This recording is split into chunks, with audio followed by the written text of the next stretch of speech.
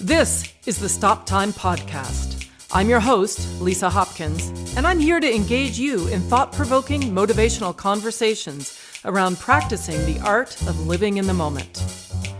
I'm a certified life coach, and I'm excited to dig deep and offer insights into embracing who we are and where we are at. I'm really looking forward to getting to know my next guests. Loria King is an independent documentary filmmaker and photographer who focuses on nuanced stories involving race, gender, culture, and ethnicity. She began her filmmaking journey as an intern with Spike Lee's 40 Acres and a Mule Filmworks, and her passion for her craft has led her to share her real-world experience with students as a film professor in the classroom and all over the world. Her latest project, Black America was selected as part of the 2020 Film Independent CNN Docuseries. Also joining us today is Avril Speaks, who not only has the coolest name, but she has been carving out her path as a bold, innovative content creator for years, not only as a producer and director, but also during her days as a professor at Howard University and as a film educator through Film Independent, the Sundance Institute, and Distribution Advocates. Avril produced the award-winning film Gin, which premiered at SXSW and won special jury recognition for writing. She also produced several films, including African America, which was nominated for an NAACP Image Award and is streaming now on Netflix. Avril produced the Black America Is project, which premiered at the Africana Film Festival a couple of weeks ago in October. So welcome, ladies. I'm super excited to be chatting with you today. Thank you for having us. Yes, thank you. It's great to be here. It's my pleasure. So, Loria, you're in Florida right now, is that right? Yeah. And Avril, you're calling in from LA. Correct. Yeah? Yes. Perfect. So I'm super curious to know a little bit. We talked a little bit about it maybe before we got on air, but maybe Avril can begin. I'm curious to know how long you guys have known each other and how long you've been working together. Well, we've been working together. We've known each other for a long time, going back to our days at grad school at Columbia University. And I don't know if we should date ourselves, but it's a long time ago. I'll just say that. Yeah, I think we just kind of connected literally from day one. I think Loria always tells the story of orientation, like our first day of class in the program, and I must have been running late or something, and they called attendance and they said my name. They said, Avril Speaks, and it was silence, and they said, well, I guess she's not speaking today. And Loria said, oh, that person sounds interesting. And then eventually I got there and somehow we connected, and we ended up being in that orientation. They put us into groups to like make a little short film to just kind of get us acclimated to the equipment. And we were in the same group. And then when classes started, we were in practically every single class together our first year. You know, as someone who I went into grad school straight out of undergrad. And, you know, I didn't know anything. I was just like, what's happening? What's going on? And it just felt really good to have someone from day one that I connected with, and we saw eye to eye. And we also learned a lot from each other too. I think from day one, we just kind of struck this bond that stayed throughout the year. She's probably maybe one of the only people from grad school that I'm still I talked to some of the people from our class, but in terms of maintaining a meaningful friendship that is also a working relationship as well, because even throughout film school we would work on each other's projects. We've just been able to maintain that friendship even through the years, and both of us left New York and have gone on to have lived in multiple states. And it feels good to say that she's someone that I've seen her in many phases of life. Like, we know each other's families, and our families ask about each other. And how's Loria? When's the last time you talked to Loria? When you gonna see her again? So, we've shared a lot through the last few years. So it's been great. Oh, that's really rare in a way, right? To have stayed that connected. Was there ever a time when you guys sort of grew apart for a bit or just got real busy? And always been periods where we both got busy and we may not have talked for a while, but I always feel like whenever we do connect, she's one of those friends that like when we do connect, it's like we pick up, we just pick right back up. I agree. We always kind of knew what the other person was doing, how they were doing, where they were, what was on their mind. So it never felt like we ever disconnected at all. I love that. It's just, and it radiates out of both of you, right? It just is, right? I mean, it's just, it's not going anywhere. It's beautiful. Tell us a little bit about each of your origin stories, when filmmaking came into your life, or when, was there sort of a seminal moment, or I don't know, what were your influences? I'm curious. Loria, maybe you want to. So for me, I undergrad, I did writing and photography. And my senior show for photography, like I did things like if I were photographing an artist, I would have them read their poetry, or I would have them talk about what they did when they were drawing, or I would create an environment where they could move in a certain space. So I would also use like movement in my photographs. They would be slightly blurry. I would do it so that you could see the direction of their movement. So I would work the aperture so that you could kind of like see that motion. So as I started developing this idea and I would show it to my professor, he was very much a purist. He was like, well, why don't you take a film class? If you want them to move and talk and like I would, all this stuff, take a film class. And I did. And one of my girlfriends told me that my photography reminded her of David Lee. And then I was like, okay. So I went to see a Spike Lee film. And interestingly enough, in the credits, he had interns. So at that moment, I said, oh, I'm going to work on a Spike Lee film under David Lee in the stills photography department. And that's kind of what happened for me. And I started watching, like, I think one weekend, every weekend in college, I would choose a different director. It would be Scorsese or Spike Lee or Woody Allen, Cassavetes, just different filmmakers. And I would just watch all of their films. And I thought, oh, I'm going to go to film school. But before I go to film school, I'm going to be an intern to see if this is really what I want to do. But that's when I fell in love with film. And now that I think back on it, it started prior to that, because I can remember my sister's boyfriend sneaking me into see Spike Lee's She's Gotta Have It, and just being amazed at just seeing Black images on film, because you didn't see a whole lot of Black images on film. So that was my progression from photography into film. And then I did the internship and ended up going to film school. So that was the beginning for me. That's so cool. And do you remember your earliest memory of like when you liked photography, like when you were a little girl, or like? Oh my goodness. Oh, wow. No, I think my parents bought me a little Polaroid camera. And from there, I raked leaves one summer and bought my first, like that entry-level Canon. And that was it. I was always walking down the street looking for something that would like interest me, and I would take a photograph. And that, I will always say, it's my first love, capturing that moment within the moment. But then, my second and passion is the idea of capturing a person's story, not just in a moment, but letting it unfold over time. So that would be film. Why do you think that was important to you? Maybe it was just instinctual at that point, but now in retrospect, do you have sort of a sense of why? Yeah. I think I have a love affair with memory.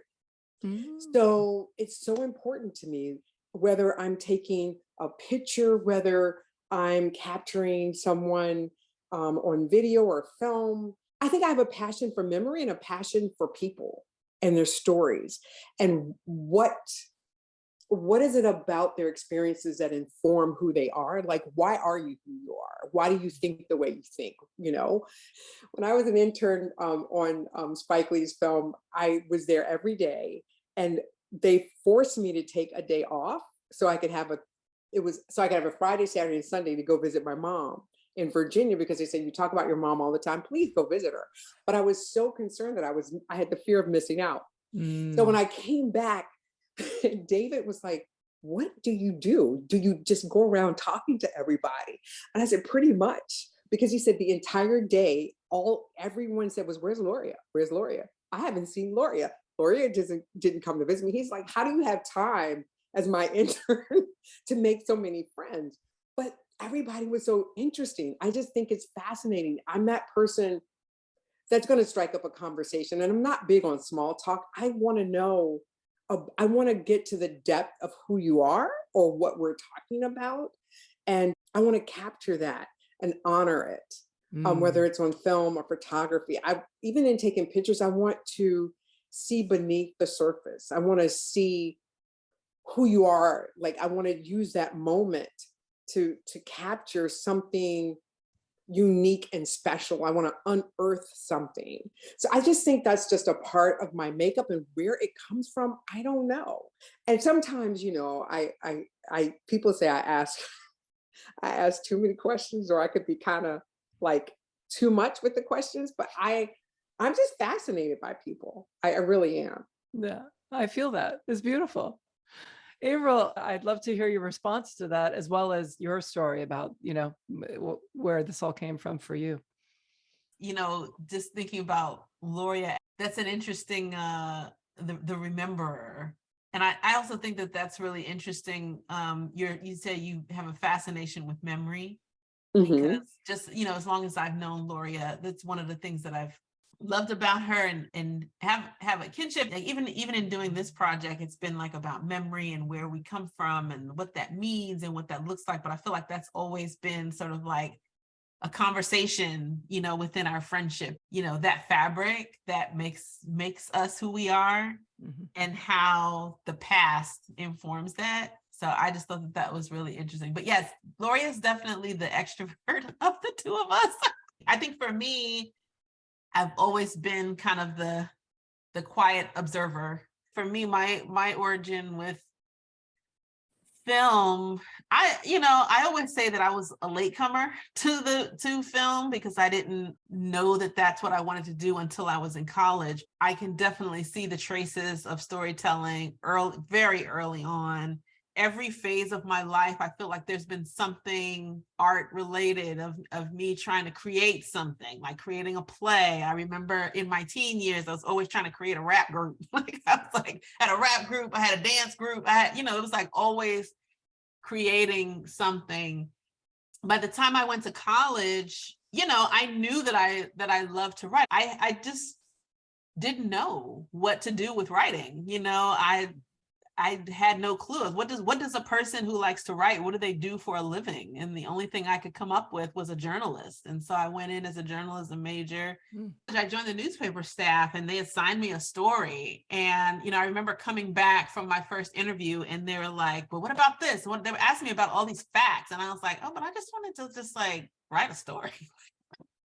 You want facts? And I was like, this isn't what I want to do. And somehow through that conversation and through that realization, I started doing graphic design for the paper. I don't know how that happened, why that happened, but I did, and ended up loving it. And I was floating around like, oh, maybe I want to be a graphic designer for a living. And I started pursuing that. And I just went through major after major, like, what do I do with writing? And I always had an interest in Black studies. And I literally got to a point where I was like, I don't know what else to major in. I'm just going to major in Black studies. And when I switched my major, I got an advisor, and I told my advisor, I was like, I don't know what I'm doing with my life. And she said, well, you like writing. You like doing this graphic design at the newspaper. So there's this visual aspect that you're loving. Have you ever thought about film? And it never even crossed my mind. But when I thought about it, I loved going to the movies. So when she said that, it was just like a light bulb. Like, I've never thought about film. And I went to University of Maryland for undergrad, and they had just gotten rid of the film program there. And so she said, well, they have a film program at Howard University. You know, you can take classes there. And I took a film class at Howard, and it was, that's all she wrote. I literally took that first class and was like, this is what I want to do with my life. This is it. This is the, you know, the bridge, the marriage between the two, you know, the writing and the visual, the storytelling, you know, this is exactly what I want. And I never looked back after that first class. I never looked back, and it was kind of, you know, full speed ahead. I just wanted to get my hands on anything I could. I did internships. I would come home for the summers and do internships. I took more classes at Howard. And then right after undergrad, I went to Columbia, which is where I met Loria. What really stands out, a couple of things really stand out. One is that you did know, you weren't, it's funny you say bumbling around, but you weren't really, because you were pretty clear the entire time. The through line was that you wanted to write. You just needed to figure out where that would be. And that speaks a lot to who you are, right? How driven you are. Like, you knew you had the calling to write. Yeah. And you must have known you were good at it, or at least that you really wanted to pursue it. You weren't afraid of it. Yeah. And you were looking, and, you know, that tenacity really is, you know, is the antithesis of bumbling around, right? You were trying until you found the right thing. Yeah. Yeah. It's pretty cool. It very much felt like bumbling, especially in college, especially when you and, you know, you make a good point. And like I said, when I was thinking about it the other day, about like, remember that time you tried to do a rap group, and then you did another rap group, and then you had another group, and then you did this, like, I was thinking about that the other day. But like, I was thinking about that because I was like, yeah, you've always had this drive to do something creative. I think when I got to undergrad, it was just this thing of like, where do people like me go? You know, like, for a lot of times we need role models, and you need to see people doing what you want to do. Like, it never dawned on me that all of this television that I was watching, that there were people behind the scenes who were making television and who were making movies. And it's like, when it comes to film, you know, like I mentioned E.T., like that was one of the movies that I remember very early on watching and being, you know, in awe of watching E.T. But like, I knew the name Steven Spielberg, but there's a disconnect that, like, Steven Spielberg is a person that is a film director, and that is his job, is making movies. Like, it just didn't connect, much less being, you know, a little black girl in New Jersey. I'm like, who does that? And, you know, of course, you know, then Spike Lee came along, and it was like, oh, there's this guy Spike Lee who's making movies. Like, that's a Black filmmaker who's making films. Like, okay, maybe that's something that men can do, that Black men can do. But me as a woman, is that something? It really wasn't until I went to college, you know, after spending a couple of years going, what I do, and then literally taking that class, and then seeing other Black women filmmakers. And that was like the click. It's like, there was the artistic click, but there was also the click of going like, there's people out there. This is a whole industry. Like, there are people out there who are doing this and who are making films, who are telling stories. And it's not just these people over here. Like, it can be for me too. And this is like that. I think that's what was really exciting, is like, this is for me. Like, I can do this. I can do this. I love that. Yeah. Well, the other through line too with both of you that I wanted to ask you, it sounds like you both kind of did what you wanted to do. Like, you kind of had a good sense, and I tried this and I tried that, and nobody was going, you need to go to school, you need to, or maybe there was. Like, it sounds like you both had this sort of agency that was not, you know, clouded by the shoulds and shouldn'ts, although I'm sure they were there, but I don't hear it very, you know, in the way that you're expressing yourself now. Talk to me about that. Like what, if anything, stood in your way or made you, maybe there was something there that made you go that strong. I don't know. Loria? She's laughing. Uh-oh. Okay, so for me, I had amazing parents who were very supportive, but they are also, I think a lot of times from in their generation, college was used to, you know, like we talked about earlier, it's used to get a job. Like you go to college, you study this, you get it, you graduate and you get a job.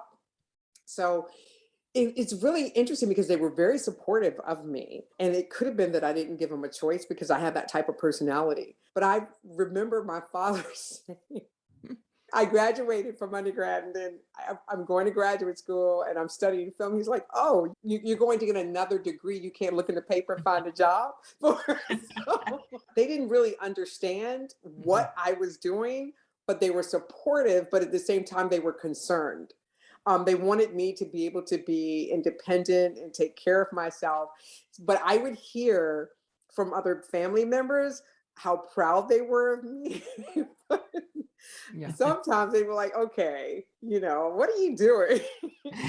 My father was a AMEZ Methodist and my mother was a Baptist growing up. And at some point when I was younger, I decided I wanted to be Catholic. And they were like, what?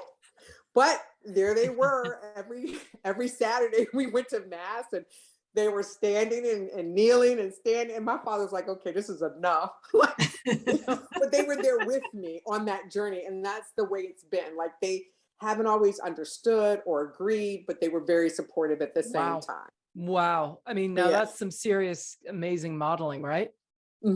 Right there. I mean, just that we know you and we know you're going to do it anyway. So we're going to support you.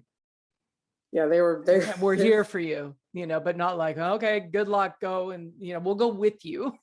Yeah. That's amazing. That's Thank you for sharing that. What about you, Avril? How was your? I think it was somewhat similar for me. My parents were very supportive, but they didn't always understand what was happening. So I think it took a while for it to kind of sink in and see the wholeness of the fullness of the vision in terms of what I was doing. But, you know, I always remember my mom telling me, you know, you can do anything you set your mind to. I think Loria said it well. I think, you know, in their mind, they just wanted me to be well, you know, and be well taken care of. Well, it's really funny because it's not lost on me that, you know, you both went to the Ivy Leagues too, right? So that probably kept them coasting for a while. Oh yeah, she's at Columbia.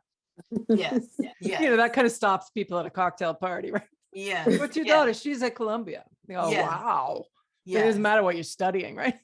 Exactly. Yeah. I'll never forget when I first started teaching at because I took classes at Howard and I moved to Atlanta and then I came back to Howard to teach. And I remember my dad standing up at a family reunion and was like, my daughter is a professor at Howard University. Like he was like so he was so proud.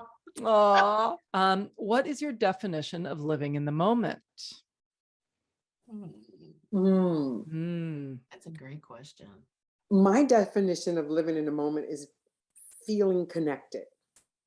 Like when I feel incredibly present to whatever's going on around me and within me at the same time, and they're both connected. Like there's a sense of that I am infinite and that I am connected to all that is infinite, all at the same time. And my awareness is internal and external, but it just seems seamless. That's good. Yeah, I just want to sit on that for a minute. That's a beautiful definition. I feel that. It's visceral, not surprisingly. Yeah.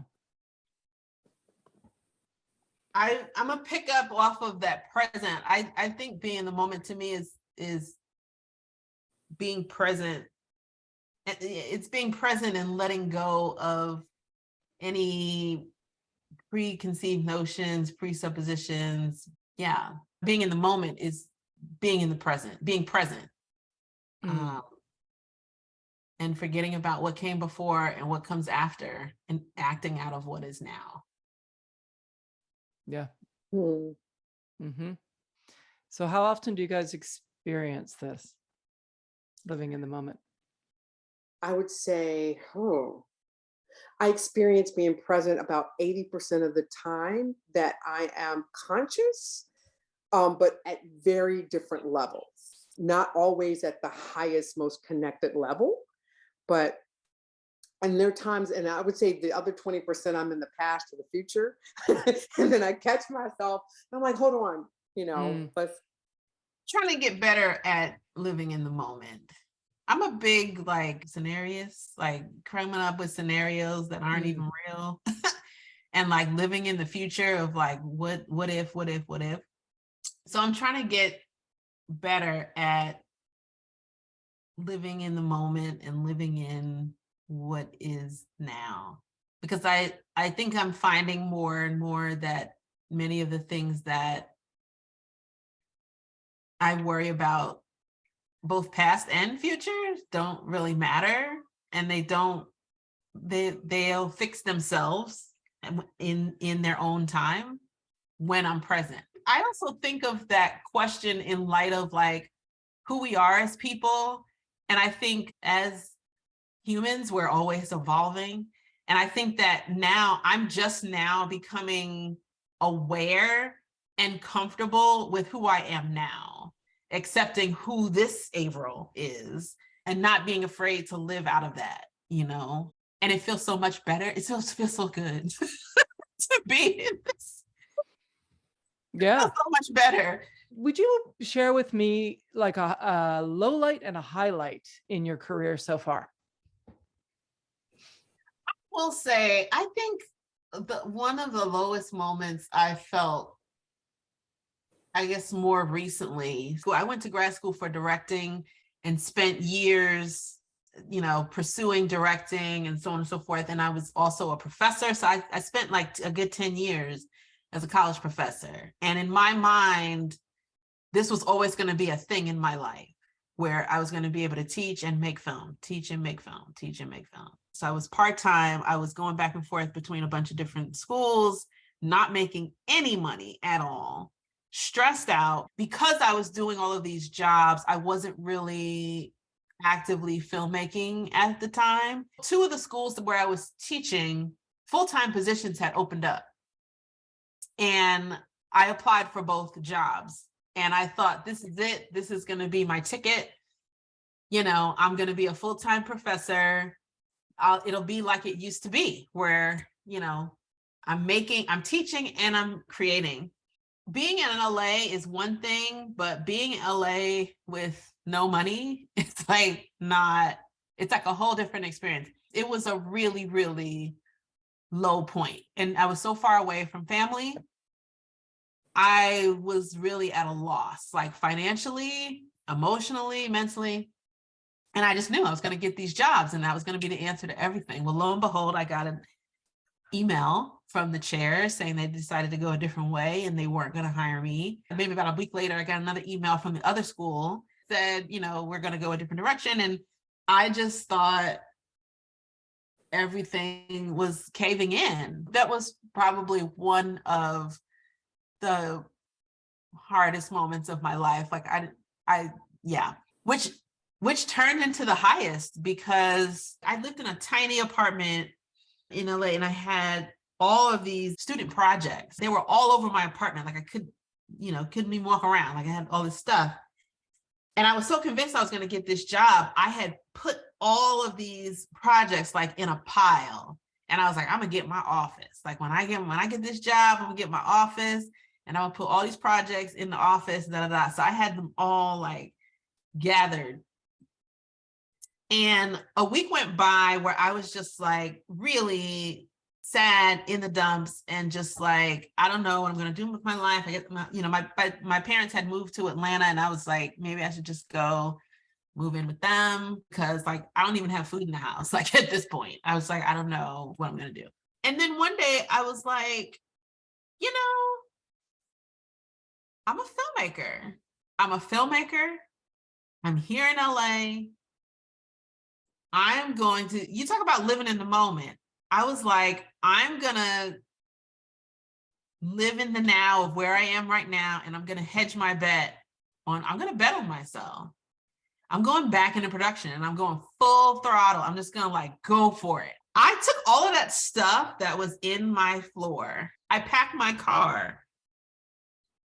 All the papers, all of the whatever, I threw them all away. I threw them all away. And I was just like, I'm done. I'm not looking back. And I went back in the house and I started sending emails to people and said, you know, I've been looking for teaching, full-time teaching jobs for the last, I think it was 3 years I had been applying and nothing's coming up. I think it might be time for me to pay attention to what is going on in my life now that is, you know, leading me in positive directions and to go in that direction and to go there. And literally 2 weeks later, I got a job working in television production. And that's how I actually shifted to producing. So I was directing and then I shifted to producing, but started working with a filmmaker and we, worked well together. And then she was like, I have this feature called Jen. We made that feature and like everything blew up. But it all started with this like rejection email. It's amazing, isn't it? Mm-hmm. Yeah. Mm-hmm. That's huge. Thank you for sharing that. That's really a wonderful, wonderful story. I'm glad I asked you. And it's interesting too, because, just because you're not teaching doesn't mean you're not a teacher. I mean, you don't suddenly stop being a teacher, right? Definitely. I mean, you know that, obviously. Definitely. Yeah. Lori, what about you? So there are 2 times in my life. One was when I was working in corporate America. I was making really good money and I had a high-end car. And I just remember sitting in that car at the edge of the parking lot. I drove to the furthest point in the parking lot during lunch and I'm sitting there, I'm having my lunch and I'm miserable, like I'm climbing the corporate ladder so fast that I remember the HR person said, I wanted to meet you because I wanted to know why I had a director and an assistant director in my office trying to justify why we should give you a job ahead of the time in which we're technically supposed to promote someone. So it was just like, it was really easy. And I kept getting more money and better positions and bigger titles. And I wasn't happy. So juxtapose that with, I've left corporate America. I'm living in Santa Monica. And it had gotten so bad for me that I remember going to Whole Foods because I had made this agreement with myself that I would never compromise on food. So I'm getting organic kale from Whole Foods, but I could only have 2 leaves of kale a day. And I'm like stressing out, working, doing, driving and delivering stuff and, trying to figure out how I'm going to pay rent and eat. And I was just like, man, like I would have these amazing opportunities. People would contact me. I would go for the interview. My motto used to be prior to living in California was that if I can get the interview, I got the job. I would always say that. But I never got the job. I never got it. And there was this one that I really wanted. It was being a video producer, and they were all excited about me. They were like, oh, wow, we really like you. You're amazing. It's unfortunate that we can only offer you this amount of money. And the money that they were offering me, I was like, oh, yes. I didn't even think it wasn't that much. I was just excited to be able to like breathe. And then they ghosted me. They completely ghosted me. And I was like, I don't know. What am I not doing? And I just felt like such a failure, but I didn't know why. I ended up leaving LA and coming back, or not coming, well, kind of coming back to Florida and having the freedom to be able to pursue whatever I chose to pursue and having the support. I'm the most amazing sister. She's completely supportive of me and what I'm trying to do. She believes in it. So that has given me the freedom to pursue 100% my passion.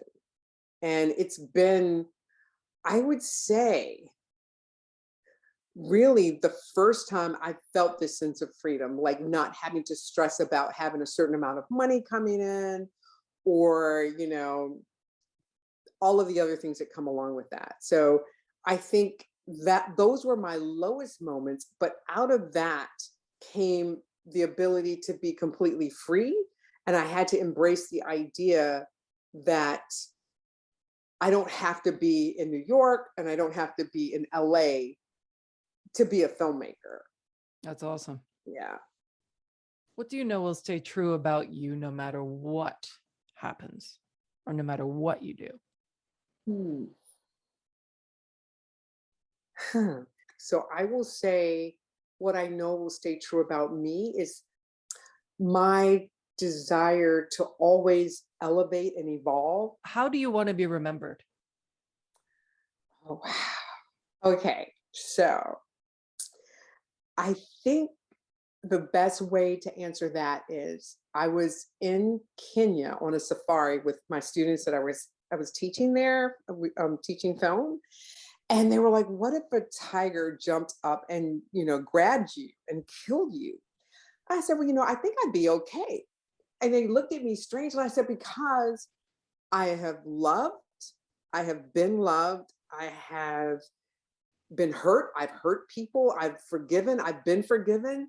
And I just felt like, okay, so I have lived life. And I don't think it necessarily means that you have to have done any particular thing, but I just feel like for what my life is, I breathed life into every corner of it in the process.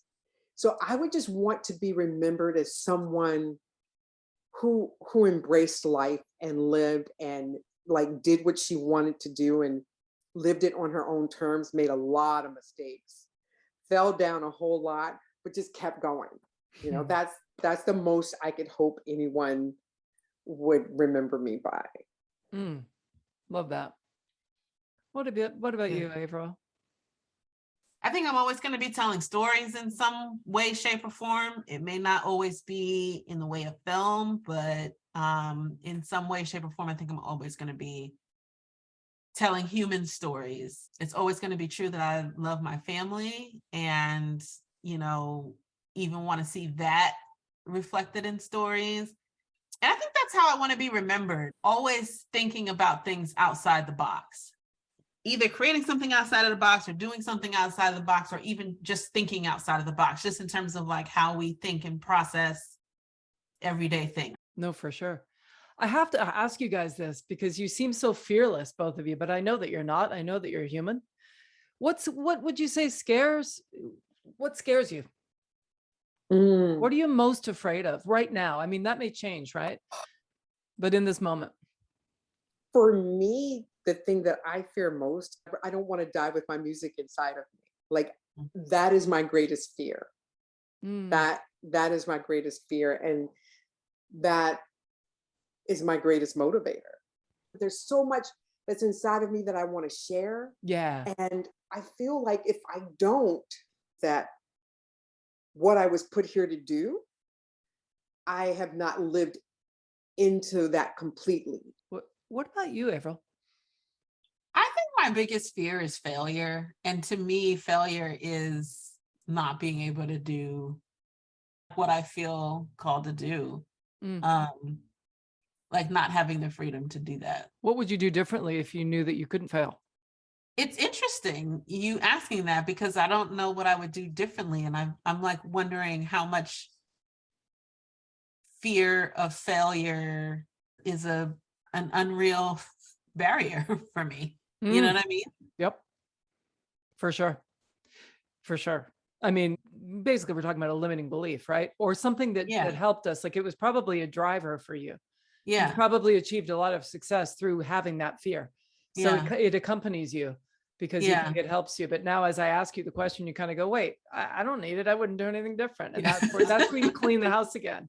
Yeah, exactly. Yeah. Non-existent. That's the word I was looking for. Like Yeah, a but non-existent fear, a and it did non-existent belief. exist. It definitely did exist at some point, and it probably helped you. And that's why it's still there for a minute, the remnants of it. Huh. Ooh, that's powerful. I gotta write that down for therapy.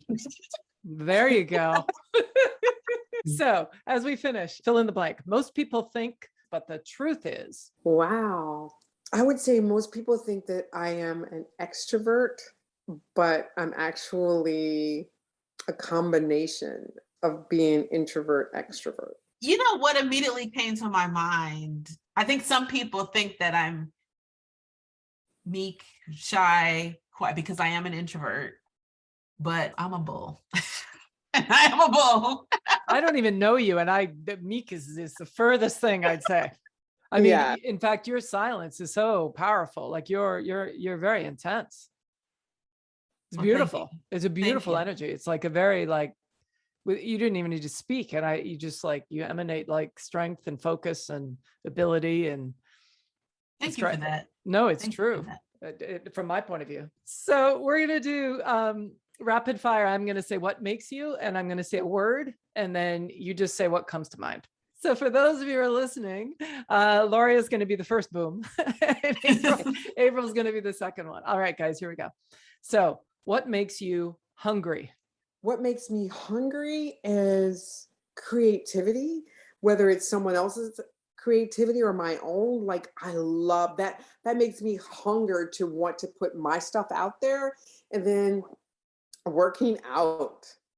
Working out has made me really hungry. Like my appetite has really increased since I've been working out 5 days a week. Wow. So. Cool. What about you, April? What makes you hungry? First thing that came to my mind was shrimp and grits. I love the honesty. All right. What makes you sad? What makes me saddest is seeing other people's pain, like them experiencing pain or rejection, any type of pain. That makes me really, really sad. The first thing that came to my mind was distance. Mm. And I think I'm feeling that, especially these days, of being so far away from family. And so it's making me sad. Yeah. What inspires you? For me, I would say connection, like feeling connected to things.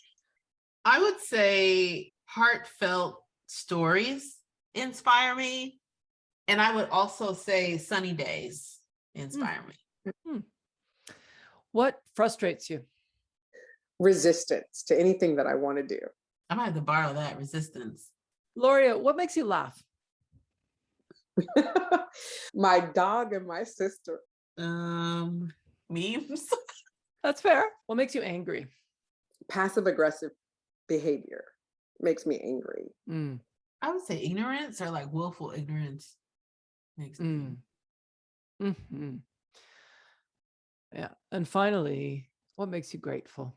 I would say, again, my sister. And it's really interesting, my dog, because both of my parents are dead, my grandparents are dead. And those are the two that show me unconditional acceptance, love. When I think about it and kind of let it settle into my body, I'm overwhelmed, completely overwhelmed with what a gift.